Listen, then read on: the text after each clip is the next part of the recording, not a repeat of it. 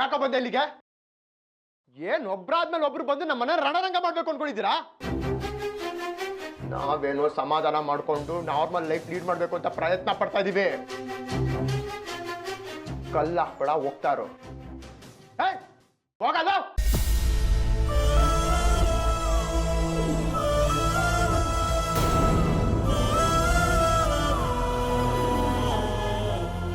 ಅದೇ ಯಾಕೋ ಬಾಗ್ಲತ್ತೆ. ಅವ್ರೇನು ಹೇಳೋಕೆ ಬಂದಿದ್ರು ಏನೋ? ನೀನು ಕೇಳೋದು ಬೇಡ, ಅವ್ರು ಹೇಳೋದು ಬೇಡ, ಅದರಿಂದ ನಾವು ಅನ್ಭವಿಸೋದು ಬೇಡ. ಅವ್ರುಗಳು ನಮಗೆ ತೊಂದರೆ ಕೊಡೋದಕ್ಕೆ ಚುಚ್ಚೋದಕ್ಕೆ ಬಂದಿರ್ತಾರೆ, ಅರ್ಥ ಮಾಡ್ಕೊಮ್ಮ. ಮನೆ ಬಾಗ್ಲಿಗೆ ಬಂದವ್ರನ್ನ ಹಾಗೆ ಅವಮಾನ ಮಾಡಬಾರ್ದು. ಅಂದ್ರೆ ಅವ್ರು ಮಾಡಿದೆಲ್ಲ ಮರ್ತ್ಬಿಟ್ಟಿಯಾ? ಹಾಗಲ್ಲ ಕಣೋ, ಅವ್ರು ಏನಕ್ಕೆ ಬಂದಿದ್ದಾರೋ ಏನೋ ಕೇಳ್ತೀನಿ.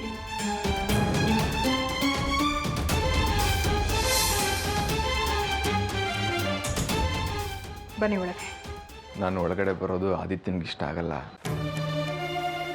ಆದರೆ ನಾನು ಯಾಕೆ ಬಂದಿದ್ದೀನಿ ಅಂತಂದರೆ, ನೀನು ಬಂದಿರೋದು ಯಾಕೆ ಅಂತ ತಿಳ್ಕೊಳ್ಳೋ ಇಂಟ್ರೆಸ್ಟ್ ನಮಗಿಲ್ಲ. ದಯವಿಟ್ಟು ಹೊರಟೋಗೋ.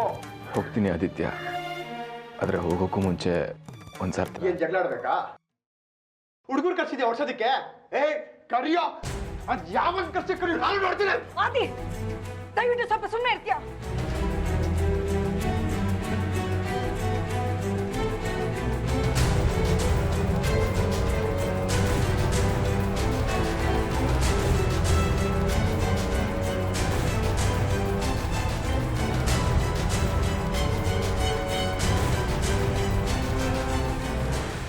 ನಾನು ನಿನ್ನ ತಪ್ಪು ತಿಳ್ಕೊಂಡಿದ್ದೆ ಆದಿತ್ಯ.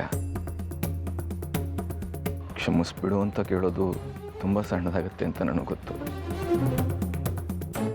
ನನ್ನಿಂದ ನೀನು ಎಷ್ಟು ಹಿಂಸೆ ಪಟ್ಟಿದ್ಯಾ, ಎಷ್ಟು ನೋವು ಅನುಭವಿಸಿದ್ಯಾ, ಎಷ್ಟು ಶಿಕ್ಷೆ ಅನುಭವಿಸಿದ್ಯಾ. ಏನು ಹೊಸ ಕತೆನಾ ಇದು? ಒಬ್ಬೊಬ್ಬರು ಒಂದೊಂದು ಕತೆ ರೆಡಿ ಮಾಡ್ಕೊಂಡು ಬಂದ್ಬಿಡಿ. ದಡ್ರು ನಾವು ನಂಬೋದಕ್ಕೆ.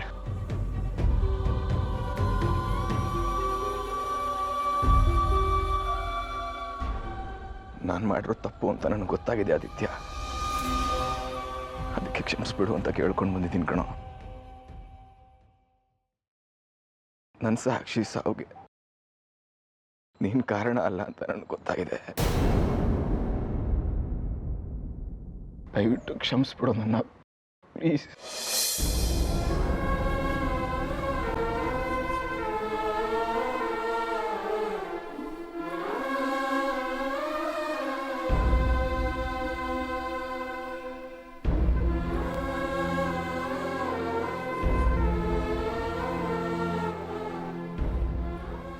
ಏನೋ ಮಾಡ್ಬೇಕು ನಾನೀಗ?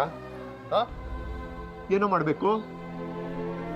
ನೀನ ಕ್ಷಮಿಸಿದೀನಿ ಅಂತ ಹೇಳಿ ಇಬ್ರು ಕೈ ಕೈ ಮಿಲಾಯಿಸಿ ತಪ್ಕೊಂಡು ಒಟ್ಟಿಗೆ ಕುತ್ಕೊಂಡು ಬೇರೆ ಹೊಡಿಬೇಕಾ? ಅದೆಲ್ಲ ಆಗಲ್ಲ. ನೀನ್ ಮಾಡಿದ್ದನ್ನ ಯಾವುದೇ ಕಾರಣಕ್ಕೂ ನಾನು ಮರೆಯೋದಿಲ್ಲ. ನೀನೇ ನನ್ನೊಬ್ಬರಿಗೆ ನೋವು ಕೊಟ್ಟಿದ್ಯೇನೋ? ಮಗ ಅಂತ ಭಾವಿಸಿದ ನಮ್ಮ ತಾಯಿ ನಂಬಿಕೆಗೆ ದ್ರೋಹ ಮಾಡಿದ್ಯಾ.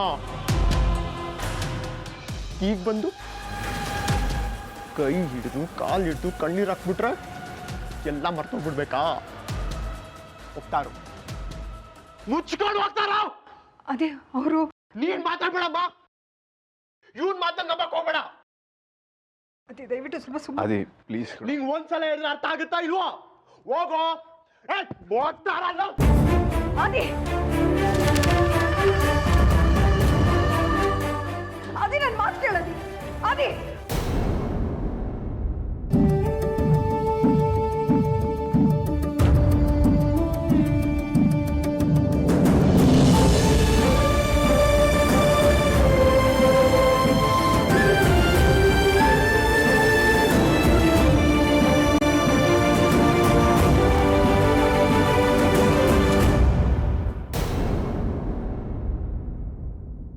ಏನು ಯೋಚನೆ ಮಾಡ್ತಿದ್ಯಮ್ಮ? ರಂಜಿತ್ ಹೇಳಿದ್ರ ಬಗ್ಗೆ. ನೀನೊಂದು ಮಾತು ನಂಬ್ತೀಯಾ? ಅವ್ರು ಹೇಳಿದ ಸುಳ್ಳು ಅಂತ ನನಗನ್ನಿಸ್ತಾ ಇಲ್ಲ. ನಿಮ್ಮ ಸ್ಥಾನದಲ್ಲಿ ನಾನಿದ್ದು ನನ್ನ ಮುಂದೆ ಯಾರಾದರೂ ಬಂದು ನಿಂತಿದ್ರೆ ಈ ಥರ ಕಪಾಳಕ್ಕೆ ಹಾಕಿ ಮನೆಯಿಂದ ಆಚೆ ಕಳಿಸ್ತಿದೆ ಮಾವ.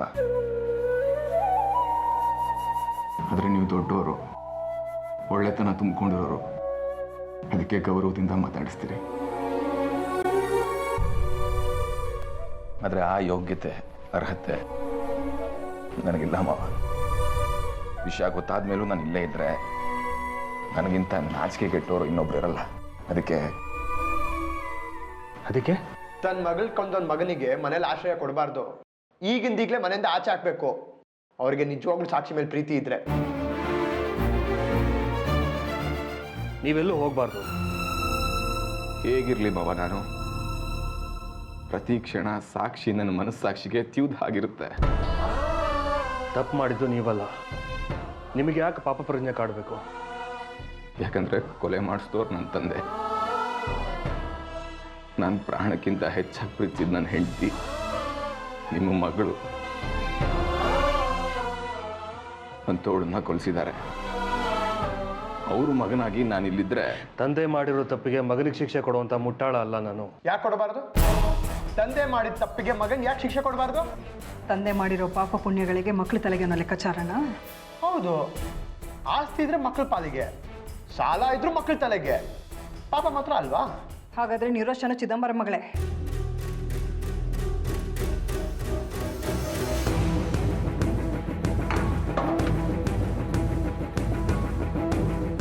ಅಪ್ಪ ಕೊಲೆಗಾರ ಆದ್ರೆ ಅದು ಮಗಳಿಗೂ ತಟ್ಟುತ್ತೆ.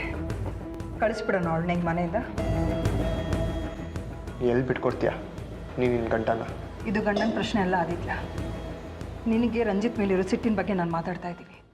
ಸೂರ್ಯ ಅವ್ರು ಏನು ಯೋಚನೆ ಮಾಡ್ತಾರೋ ನಾನು ಅದನ್ನೇ ಯೋಚನೆ ಮಾಡ್ತಾ ಇದ್ದೀನಿ.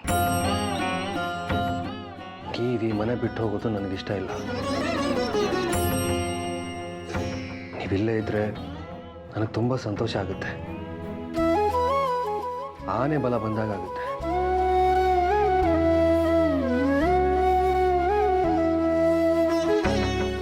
ನಿಮ್ಮನ್ನ ನಮ್ಮ ಮನೆಯವರಲ್ಲಿ ಒಬ್ರು ಅಂತ ಅನ್ಕೊಂಡಿದ್ದೀನಿ. ನಮ್ಮ ಮನೆಯವ್ರು ಯಾರೇ ದೂರ ಆದರೂ ನನಗೆ ದುಃಖ ಆಗುತ್ತೆ. ನನಗೆ ಈಗಾಗಿರೋ ದುಃಖನೇ ಸಾಕು. ಅದು ನಿಮಗೂ ಗೊತ್ತಿದೆ. ಇಷ್ಟರ ಮೇಲೆ ನೀವು ಹೋಗ್ತೀನಿ ಅಂದರೆ ನಾನು ನಿಮ್ಮನ್ನು ತಡೆಯಲ್ಲ. ನಿಮ್ಮ ಇಷ್ಟ. ಈ ವಿಚಾರಕ್ಕೆ ರಂಜಿತ್ ಮನೆ ಬಿಟ್ಟು ಹೋಗಬಾರ್ದು.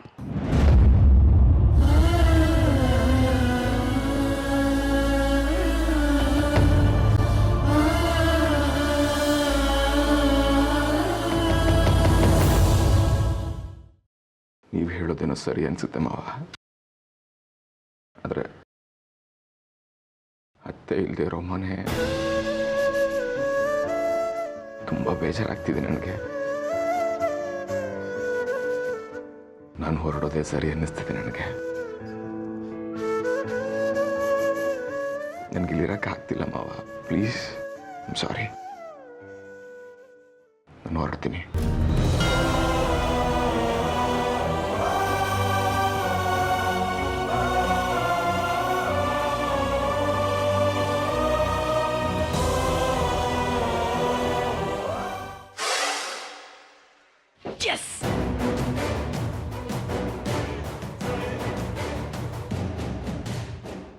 ಹಲೋ ಭೈರವಿ ಅವರೇ, ಅಂತೂ ರಂಜಿತ್ತು ಮನೆ ಬಿಟ್ಟು ತೊಲಗಿದ್ದಾಯ್ತು. ಎಸ್,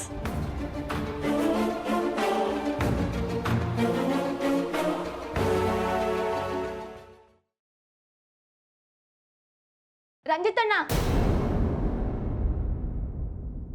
ಹೊರಟ್ಬಿಟ್ರಾ? ನನಗೆ ಈ ಮನೇಲಿರೋ ಯೋಗ್ಯತೆ ಇಲ್ಲಮ್ಮ, ಅದಕ್ಕೆ ಹೊರಟೆ. ಇಲ್ಲ ಅಣ್ಣ, ನೀವು ಈ ಮನೇಲಿದ್ದು ಮಾಡ್ಬೇಕಾಗಿರೋದು ತುಂಬಾ ಇದೆ. ಅತ್ತೆ ಮಾವನ್ ಒಂದ್ ಮಾಡ್ತೀನಿ ಅಂತ ಹೇಳಿದ್ರಿ, ಮರ್ತು ಬಿಟ್ರಾ? ಆದ್ರೆ ನಮ್ಮ ಅಪ್ಪ ಮಾಡಿರೋ ದರಿದ್ರ ಕೆಲಸಕ್ಕೆ ನಾನು ಈ ಮನೇಲಿ ಇರಬಾರ್ದು. ಹಿಂದೆ ಏನಾಗಿದೆ ಅನ್ನೋದಕ್ಕಿಂತ ಮುಂದೆ ಆಗ್ಬೇಕಾಗಿರೋದು ಮುಖ್ಯ ಅಲ್ವಾ? ನೀವ್ ಈ ಮನೇಲಿ ಇಲ್ದೆ ಹೋದ್ರೆ ಅರ್ಪಿತಾ ಅವ್ರದ್ದೇ ರಾಜ್ಯಭಾರ ಆಗೋಗ್ಬಿಡುತ್ತೆ.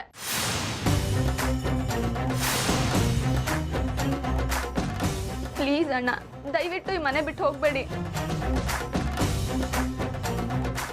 ಅವಳಿದ್ರೆ ಈ ಜನ್ಮದಲ್ಲಿ ಅತ್ತೆ ಮಾವನ್ನ ಒಂದಾಗೋದಕ್ ಬಿಡಲ್ಲ. ಅಷ್ಟೇ ಅಲ್ಲ ಅಣ್ಣ, ಅತ್ತೆನ ಮಾವನಿಂದ ಹೆಂಗ್ ದೂರ ಮಾಡಿದ್ಲೋ ಹಾಗೆ ಆರ್ಯನು ಮಾವನಿಂದ ದೂರ ಮಾಡ್ಬಿಡ್ತಾಳೆ.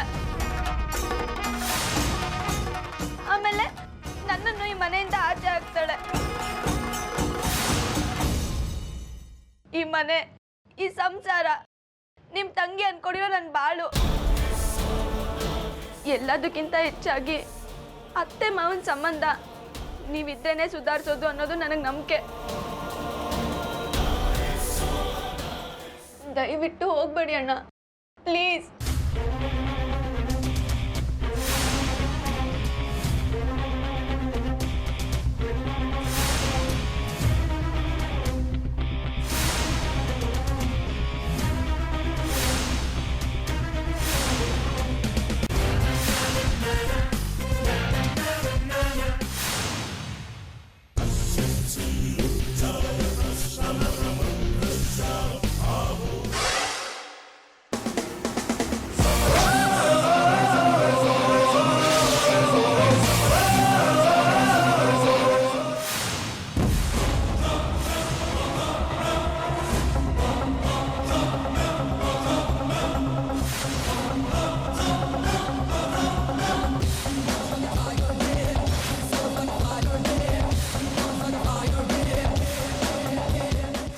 ಒಂದೇ ಒಂದು ಹೆಜ್ಜೆ ಹೊಸಲಿಂದ ಆಚೆ ಕಾಲೆತ್ತಿಟ್ಬಿಟ್ಟಿದ್ರೆ ಎಲ್ಲ ಆಗೋಗ್ತಿತ್ತು. ಅಷ್ಟೆಲ್ಲ ಎಲ್ಲಿಂದ ಬಂದು ಒಕ್ಕರ್ಸ್ಕೊಂಡ್ಲು, ಎಲ್ಲ ಹಾಳು ಮಾಡಿದ್ಲು. ಛೇ, ಆ ರಂಜಿತ್ಗೆ ಈ ಆರ್ತಿ ಕಂಡ್ರೆ ಒಂಥರ ಸಾಫ್ಟ್ ಕಾರ್ನರು. ಇವಳಿಗೂ ಅಷ್ಟೇ ರಂಜಿತ್ ಮೇಲೆ ಒಂಥರ ಪ್ರೀತಿ. ಇನ್ನ ಸೂರ್ಯಂಗೆ ಆ ಅಳಿಯ ಅಂದ್ರೆ ದೇವರ ಸಮಾನ. ಒಟ್ಟಲ್ಲಿ ಆ ರಂಜಿತ್ತು ಆ ಮನೇಲಿರೋ ತನಕ ನಾವೇನು ಮಾಡಕ್ ಆಗಲ್ಲ.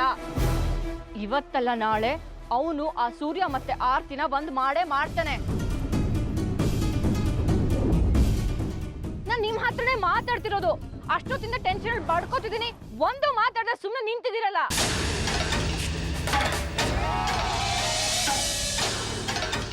ಸೂರ್ಯ ಆರ್ತಿ ಇಬ್ರು ಬೇರೆ ಬೇರೆ ಆಗ್ಬೇಕು ಅಂದ್ರೆ ಸೂರ್ಯನ್ ಮನಸ್ಸಲ್ಲಿ ಆರ್ತಿ ಬಗ್ಗೆ ಕಹಿ ಉಂಟಾಗ್ಬೇಕು, ಇಲ್ಲ ರಂಜಿತ್ನ ಅಲ್ಲಿಂದ ಎಬ್ಬರಿಸ್ಬೇಕು. ಇದರಲ್ಲಿ ಮೊದಲನೇದೇ ಸುಲಭ. ನಾಳೆನೆ ಸೂರ್ಯನ ಮನೆಗೆ ಎಂಟ್ರಿ ಕೊಡ್ತೇನೆ.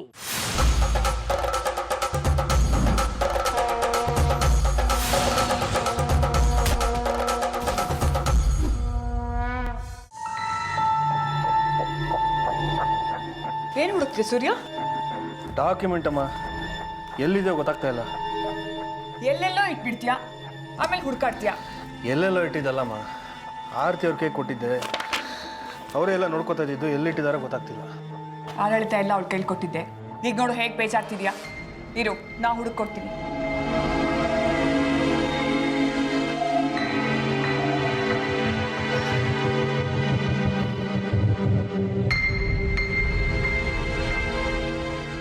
ನೋಡು, ಬೇಡವಾದನ್ನೆಲ್ಲ ಇಟ್ಕೊಂಡಿದ್ಯಾ.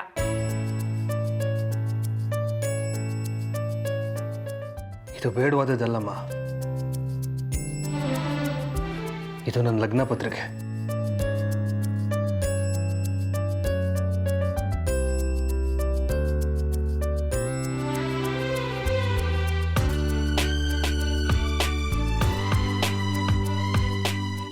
ಈ ಸಲ ನಮ್ಮ ಆ್ಯನಿವರ್ಸರಿ ಶಿವರಾತ್ರಿ ಹಬ್ಬದ ದಿನ ಬಂದಿದೆ.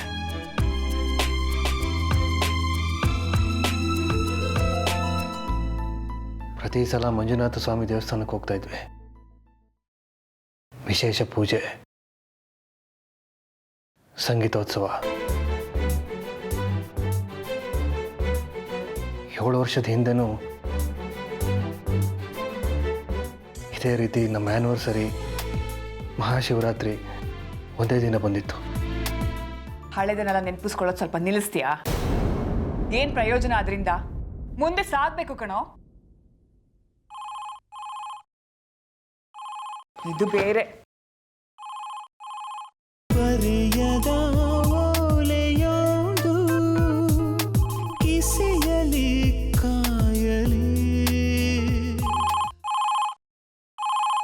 ಹಲೋ, ಹೇಳಿ. ಇದು ಸೂರ್ಯ ಅವ್ರ ಮನೇನೆ, ನಾನು ಅವ್ರ ತಾಯಿನೇ ಮಾತಾಡ್ತಿರೋದು. ಹೇಳಿ. ಓ, ಮಂಜುನಾಥ ಸ್ವಾಮಿ ದೇವಸ್ಥಾನ ಟ್ರಸ್ಟಿಗಳ ನಮಸ್ಕಾರ. ಹೇಳಿ ಹೇಳಿ. ಇಲ್ಲ, ಅವ್ರು ಈ ವರ್ಷ ಬರೋದಕ್ಕಾಗೋದಿಲ್ಲ. ಅವ್ರಿಗೆ ಹುಷಾರಿಲ್ಲ. ಹೇಳಿದ್ರೆ ಯಾಕೆ ಅರ್ಥ ಮಾಡ್ಕೊಳ್ಳಲ್ಲ ನೀವು? ಅವನು ಈ ವರ್ಷ ಬರೋದಕ್ಕಾಗೋದಿಲ್ಲ. ಅವನು ಮನೇಲಿಲ್ಲ, ಫೋನ್ ಕೊಡೋದಕ್ಕಾಗೋದಿಲ್ಲ.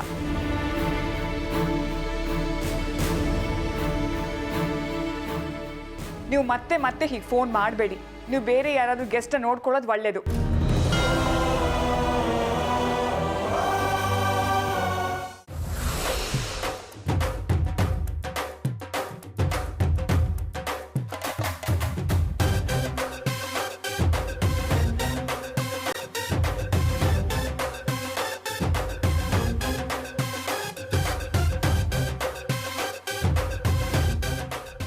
ಇಲ್ಲಿ ಏನು ನಡೀತಿದೆ ಸ್ವಾತಿ? ಪ್ರತಿ ವರ್ಷ ಶಿವರಾತ್ರಿ ಹಬ್ಬದ ದಿನ ಸಂಗೀತ ಕಚೇರಿ ನಡೀತಾ ಇತ್ತು. ಅಂಕಲ್ ಆಂಟಿ ಅದಕ್ಕೆ ಗೆಸ್ಟಾಗಿ ಹೋಗ್ತಾ ಇದ್ರು. ಸಂಗೀತ ಸೇವೆ ಅಂತ ಆಂಟಿ ಹಾಡಾಡ್ತಾ ಇದ್ರು. ಆದರೆ ಈ ವರ್ಷ ನಾನು ಅಂಕಲ್ಲು ಅಜ್ಜಿ ಅರ್ಪಿತಾ ಅವ್ರು ಮಾತ್ರ ಹೋಗಬೇಕು. ಓಹೋ, ಅದಕ್ಕೆ ಅಜ್ಜಿ ಆ ಥರ ಹೇಳಿದ್ದು? ಅದು ಅಲ್ಲದೆ ಈ ವರ್ಷ ಇನ್ನೊಂದು ವಿಶೇಷ ಇದೆ. ಏನು? ಅಂಕಲ್ ಆಂಟಿ ಆ್ಯನಿವರ್ಸರಿ ಶಿವರಾತ್ರಿ ಹಬ್ಬ 2 ಒಂದೇ ದಿನ ಬಿದ್ದಿದೆ. ಮೊದಲಾಗಿದ್ರೆ ಆಂಟಿ ಇರ್ತಿದ್ರು, ಸಂಭ್ರಮದಿಂದ ಆಚರಿಸ್ತಿದ್ವಿ. ಆದರೆ ಈಗಲೂ ಮಾಡೋಣ. ಅತ್ತೆ ಮಾವ ಇಬ್ಬರು ಒಟ್ಟಿಗೆ ದೇವಸ್ಥಾನಕ್ಕೆ ಬಂದರೆ ನಮ್ಗೆ ಸಂಭ್ರಮ ಅಲ್ವಾ? ಹೇಗೆ? ಅದು ಹಾಗೆ, ನೀನು ನೋಡ್ತಾ ಇರೋ. ಅಲ್ಲ ಶುಭಮ್ಮ, ಅದೇನೋ ಸಂಗೀತ ಸೇವೆ ಅಂತ ಮಾಡ್ತಾರಂತಲ್ಲ, ಅದಕ್ಕಾದ್ರೂ ಅತ್ತೆ ಬರ್ಬೋದಿತ್ತಲ್ವಾ? ಹೌದಪ್ಪ, ಆದರೆ ಆ ಫಂಕ್ಷನ್ನಿಗೆ ಸೂರ್ಯನೇ ಚೀಫ್ ಗೆಸ್ಟು. ಅವರನ್ನು ಎದುರಿಸೋದು ಹೇಗೆ ಅಂತ ಇವಳಿಗೆ. ಓ, ಹಾಗಾದರೆ ನಾನು ಹೇಳ್ದಂಗೆ ಮಾಡಿ.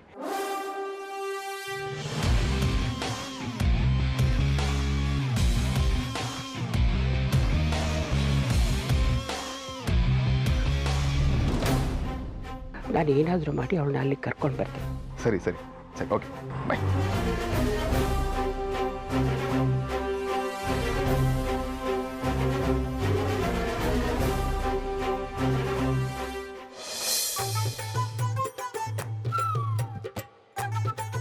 ಹೇಳಿ ಶೋಭಮ್ಮ. ಮನ್ನಾಸ್ವಾಮಿ ದೇವಸ್ಥಾನ ಟ್ರಸ್ಟ್ನವರಾ? ಓಹೋ, ಹೊರಟ್ರ ದೇವಸ್ಥಾನಕ್ಕೆ? ಸರಿ ಸರಿ ಸರಿ. ಸೂರ್ಯ ಅವ್ರು ಬರ್ಬೋದೇನೋ, ಆದರೆ ಆರತಿ ಮಾತ್ರ ಖಂಡಿತ ಬರೋಕ್ಕಾಗಲ್ಲ. ಅತ್ತೆನೂ ಬರ್ತಾ ಇದ್ದಾರಾ? ಅದು ಬರಲ್ಲ ಅಂತ ಹೇಳಿದ್ರಿ. ನೋಡಿ, ನೀವು ಹೀಗೆಲ್ಲ ಮಾತಾಡಬಾರ್ದು. ಅವಾಗೆಲ್ಲ ದುಡ್ಡಿರ್ತಿತ್ತು, ಅಧಿಕಾರ ಇತ್ತು ಅಂದರೆ ಏನ್ರಿ ಅರ್ಥ? ಟ್ರಸ್ಟಿ ಬೈದ್ರಾ ಮಾವನವ್ರನ್ನ? ಓಹೋ, ಮಾವನವ್ರನ್ನ ಬೈದು ಬಿಡ್ತಾರೆ ಅಂತ ಅತ್ತೆ ಹೊರಟಿದ್ದಾರಾ? ಆರ್ತಿಯವರು ಸಂಗೀತಕ್ಕೆ ಬರೋಕ್ಕಾಗಲ್ಲ. ಅದಕ್ಕೆ ನೀವು ಬೇರೆ ಏನಾದರೂ ವ್ಯವಸ್ಥೆ ಮಾಡ್ಕೊಳ್ಳಿ. ಅವ್ರಿಗೆ ಹುಷಾರಿಲ್ಲ ರೀ. ಇರ್ಲಿ, ಹೋಗಿ ಬನ್ನಿ. ಆದರೆ ಅತ್ತೆ ಚುಚ್ಚು ಮಾತುಗಳನ್ನ ಕೇಳಲೇಬೇಕಾಗತ್ತೆ. ಇಲ್ಲ ರೀ, ಆರ್ತಿಯವ್ರಿಗೆ ಬರೋಕ್ಕಾಗಲ್ಲ. ನಾನು ಫೋನ್ ಇಡ್ತೀನಿ. ಸರಿ ಸರಿ, ಹುಷಾರು. ಅತ್ತೆಗೆ ಕಣ್ಣೀರು ಹಾಕ್ಸ್ಬೇಡಿ ಪ್ಲೀಸ್. ನೀನೇನು ಯೋಚನೆ ಮಾಡಬೇಡ್ವೆ. ನಿನ್ನ ಬಗ್ಗೆ ಅವರು ಖಂಡಿತ ತಪ್ಪು ತಿಳ್ಕೊಳ್ಳಲ್ಲ. ತಪ್ಪು ತಿಳ್ಕೊಂಡ್ರೆ ಸೂರ್ಯ ಅವ್ರ ಬಗ್ಗೆ ತಿಳ್ಕೊತಾರೆ. ತಿಳ್ಕೊಳ್ಳಿ ಬಿಡು, ನಮ್ಗೇನಾಗ್ಬೇಕಲ್ವಾ? ಕನಸಿನ ಬಾಗಿಲು ತೆರೆದಿಡು ಜೀವವೇ, ಸಹಚರಿ ಇಲ್ಲದ ದಿನಚರಿ